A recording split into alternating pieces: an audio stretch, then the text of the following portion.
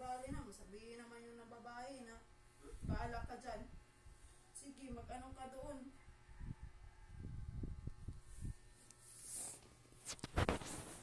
Unat ka doon, wala akong pakialam. Kaya ako marami din utin. Oh. Ganun yung sasabihin. Ganun yung sasabihin ng babae. Basta pukpuk asawahin mo, ganun. Ganun ko naman, sasalita ka mag-isa. Kasi ikaw, ugali yung tinitingnan mo Sabi ko eh. sa'yo, huwag ka na Bakit, ano ba yung ugali ko? Yung ugali ko, ginagamit ko para yun sa'yo. Para maging matuwid ka, maging maayos ka. Ano ba yung gamot na yan? Hindi kayo mapasama ka. Nag-asawa ka nga, di ba? Para mapabuti buhay mo. Mapabuti ka. Kahit na mahirap ka man, di ka mayaman. Mapabuti yung buhay mo, hindi ka mapariwara. Ganun yun. Mimi. Tapos tinitingnan mo pa yung gali kong pangit. Bakit? Di ba nakita yung mga ginagawa ko sa'yo? Ang kabutihan? Para mapabuti ka lang? Baby. Hindi ko maingay. Tumigil ka na. Bawat. Gaganyan ka lang dong. Man, tumigil ka na, baka magbayaran ka.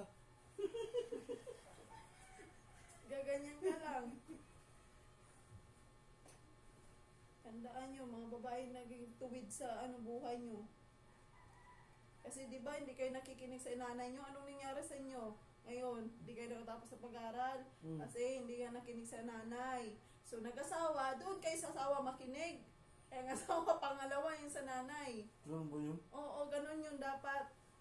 Opo, nanay. Kasi kung gusto mo mag-asawa na walang pakialam sa'yo, mag-asawa ka ng pokpok. Ganun na lang. Oo, Kaya nanay. pareho kayo walang pakialaman. Ganun yung instinct ng babaeng pokpok. Bahala ka dyan. Sige, iyot ng iyot ka dyan. Bahala, marami kang bilat. Kaya marami din ako utin. Oh, makakapira pa ako sa'yo. Wala akong pera. O, ganun yung utak yun. Tandaan mo yan. Ang pinaglalaban mo. Pinaglalaban ko gali ko dong. Na tinatama ka. Okay.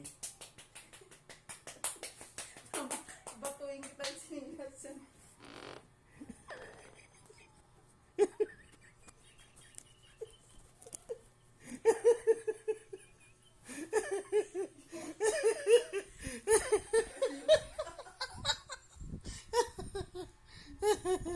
So guys, ganyan na lang yung ating prank. Pag nagustuhan nyo, subscribe na lang. At click nyo na rin yung aking notification para lagi kayo ma-update. So galing ng aking asawa.